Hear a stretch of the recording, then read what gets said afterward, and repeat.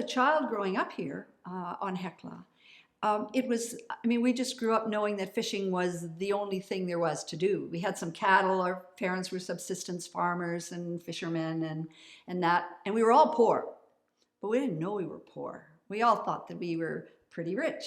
And I think that was no different than probably in a lot of places. However, it wasn't until after we left the island and went off to the mainland that we realized that, you know, we just lived very simple grassroots types of living out here. There was lots of life here. At one point, Hecla had perhaps 500 people living here, mostly all Icelanders. And so they came here in, the first wave of Icelanders came here in 1876 to 77. They settled on the west side of the island, and then in the fall discovered that when the floods came up, their land all became flooded. So that didn't work. So many of them left and went off to the United States or to Winnipeg or wherever it was. And then the second wave of settlers came in 1885. And those are where most of the descendants of Hecla are from. The New Iceland Heritage Museum basically provides an insight into Icelandic-Canadian history, and more specifically, the Canadian history to do with New Iceland. New Iceland was founded in 1875, and the Icelanders came here and then they settled and basically formed a colony, and then that formed a community, which is now Gimli. Okay, and what can you find at the museum? What kind of artifacts do you have, and where have you acquired them from? We have many artifacts, including tools, housewares. We also have lots of clothing as well, and we've acquired it from many different sources, mainly family members of people who've donated them to the museum from family members past. And you mentioned that it was a colony, that prior to becoming a community, it was a colony. Can you tell us a little bit what the museum found out about the people who came from Iceland? What did they do, and how many did they number? How did they establish a community? Right, so the people who came here in 1875, there was around 375 of them who came here. I'm not sure the exact number. But when they came here, they were mainly farmers, so they settled the land and they farmed, and they were also fishermen, so they fished as well.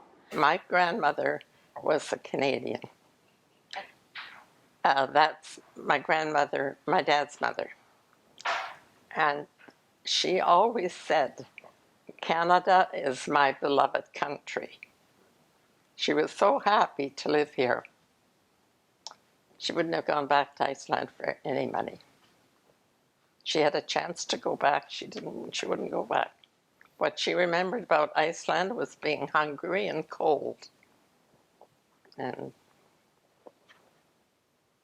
she came to Winnipeg. She lived here all her life. And this is what she said. Many times she said this to me. Iceland, Canada is my beloved country. Have you contributed in any way, shape, or form to the Icelandic Festival of Manitoba? Yeah, I used to volunteer with them when I was younger. Did a lot of volunteer. My sister is actually on the board there, currently, and she has been president and vice president there. She's very active in volunteering.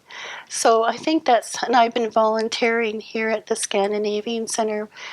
It's called the Frone. Here it's the Frone, and once you become a member of the Frone, you become a member of the INL, the Icelandic National League, and the Scandinavian Center. So it's like 3 in 1. You know, and my sister has gone on to there, so she's done a lot of volunteer work with there. She was vice president and president, and she's still on the board there. So she has done a lot of volunteer work too, and I believe it's all come from our background.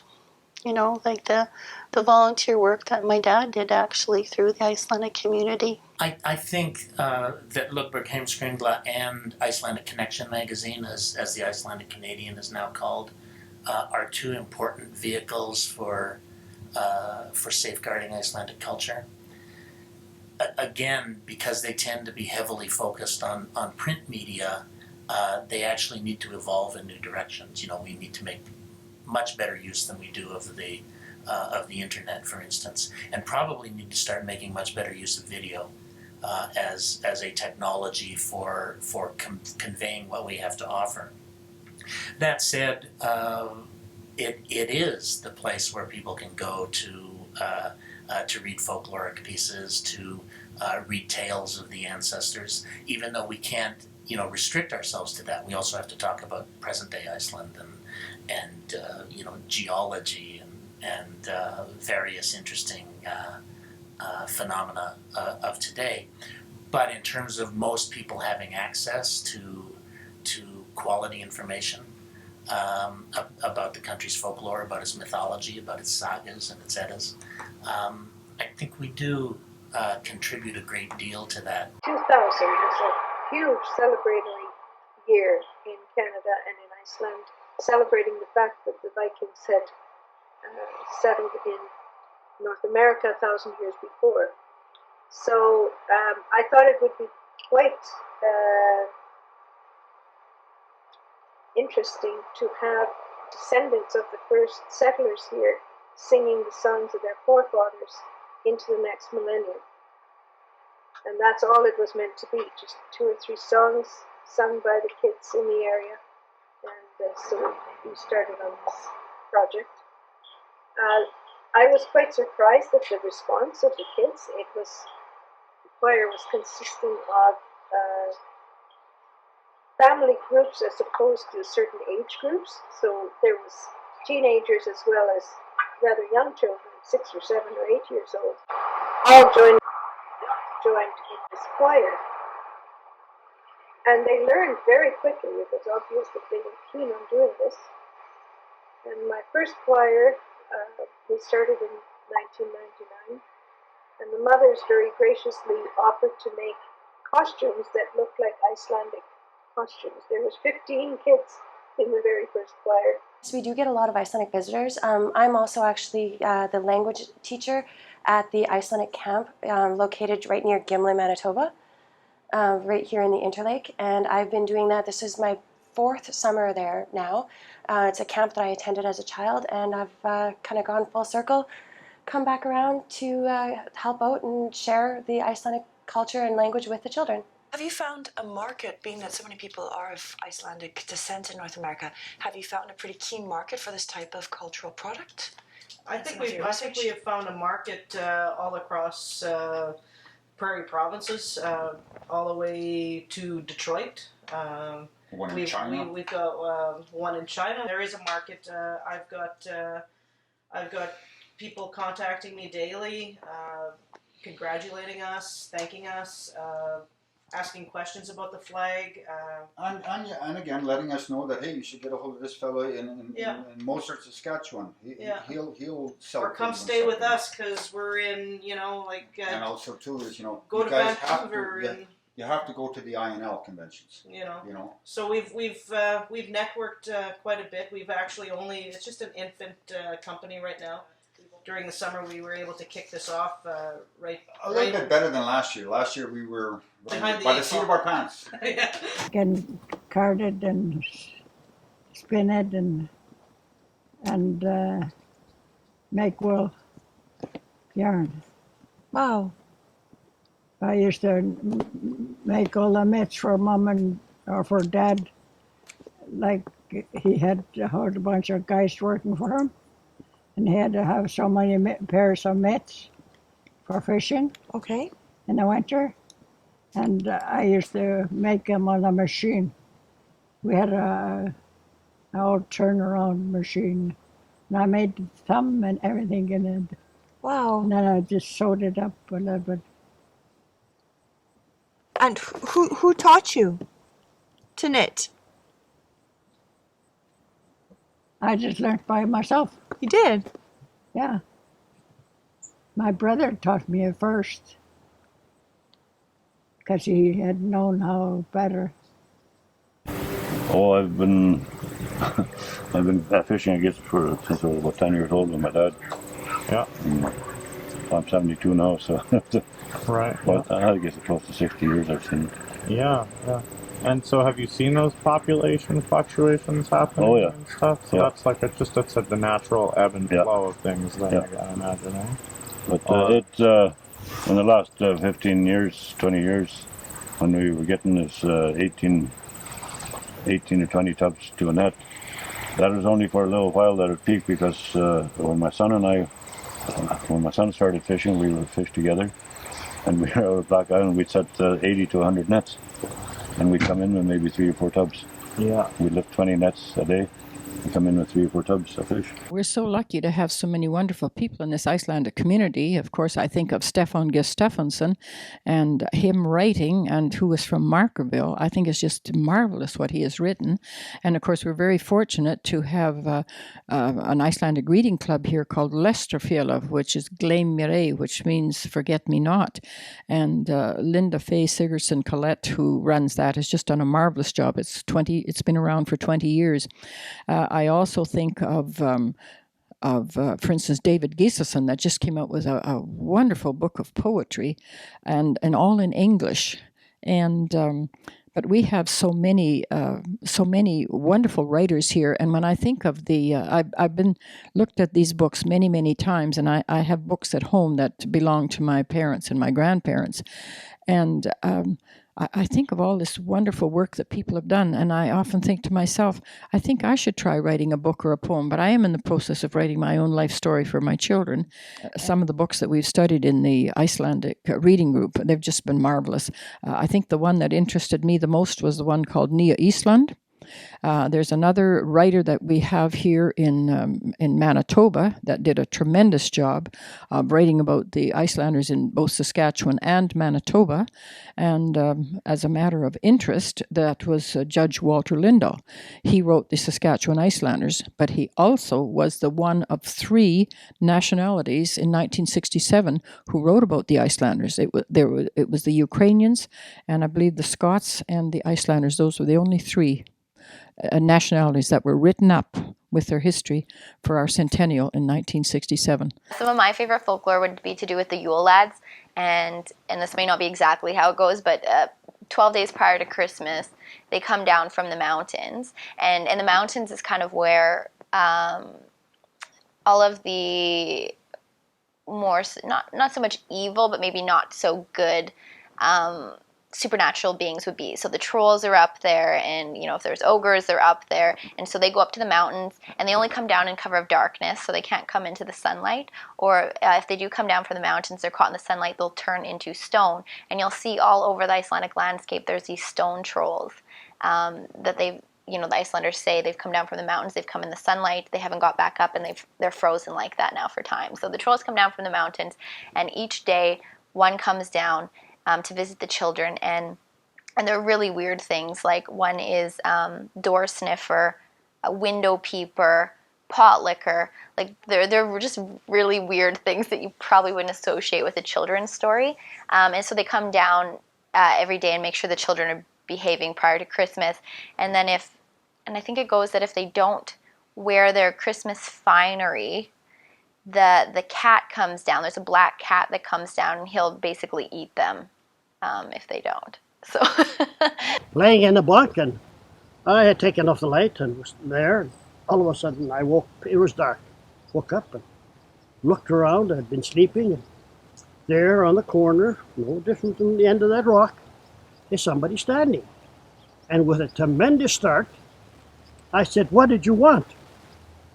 And I called my wife's name. "What did you want?" And then when I realized it, and there was kind of a light coming through the window, and there was this white person standing right there. I put the light on, and of course when you put the light on right by my head, there's nobody there.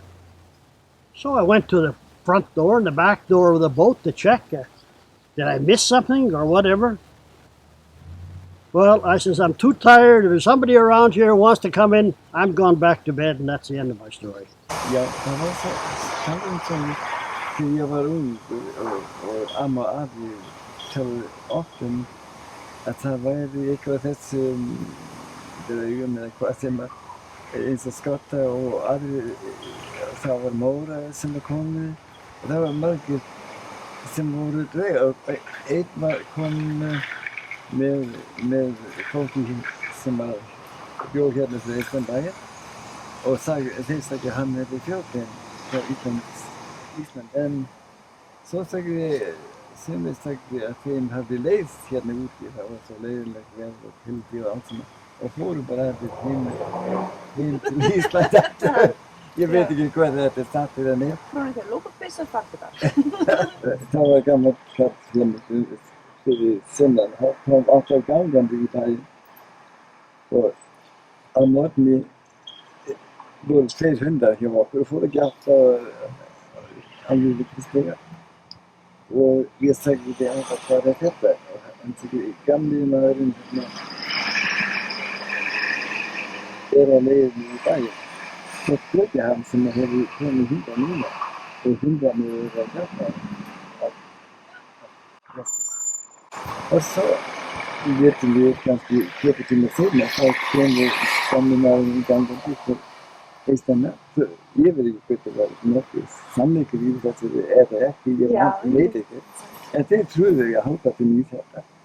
Ja.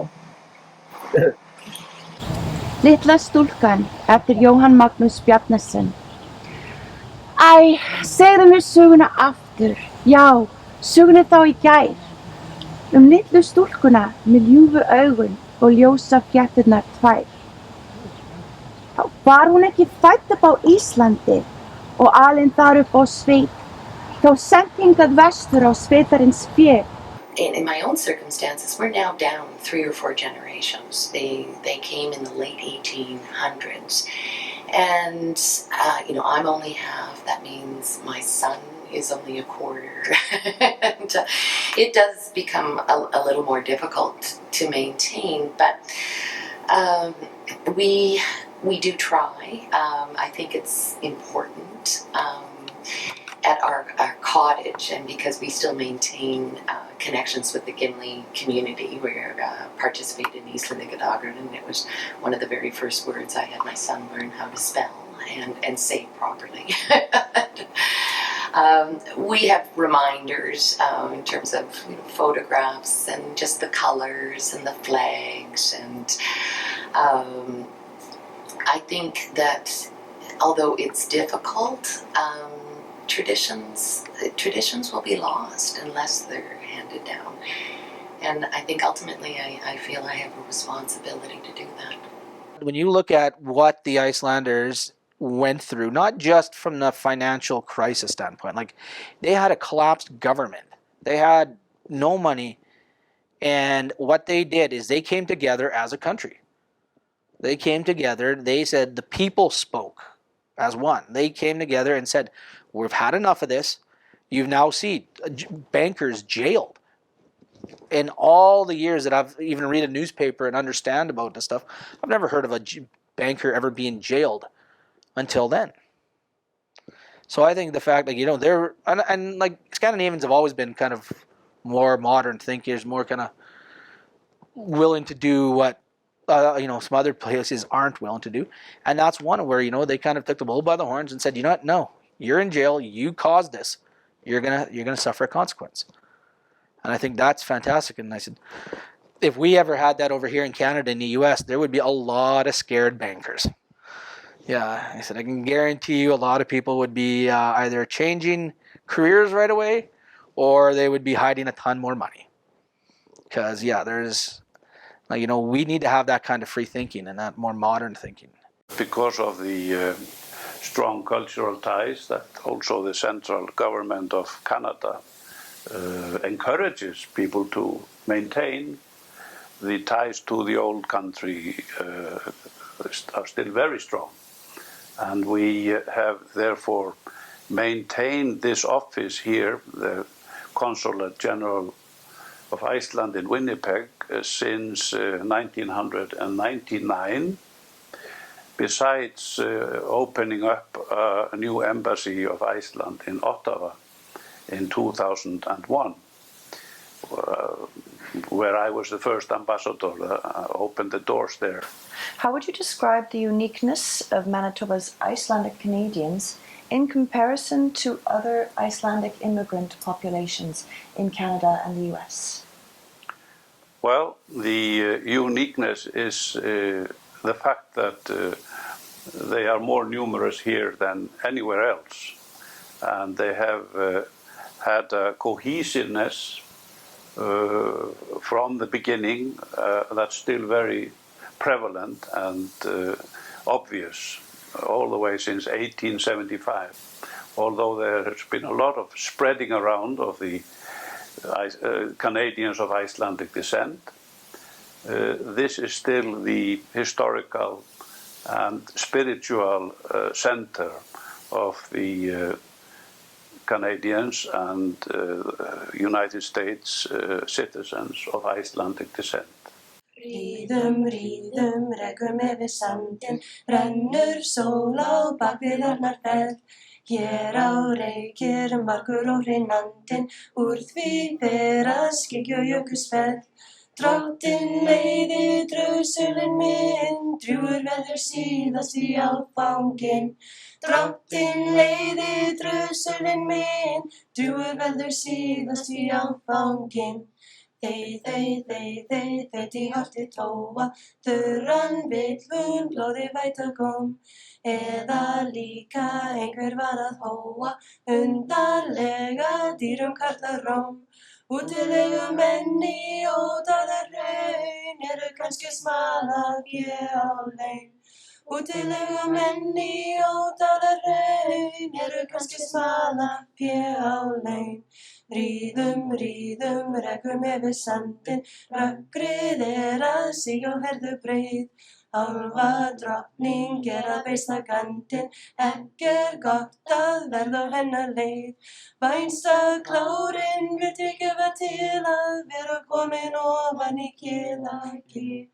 Vænsta klárinn vill ég gefa til að vera komin ofan í Kiðagil.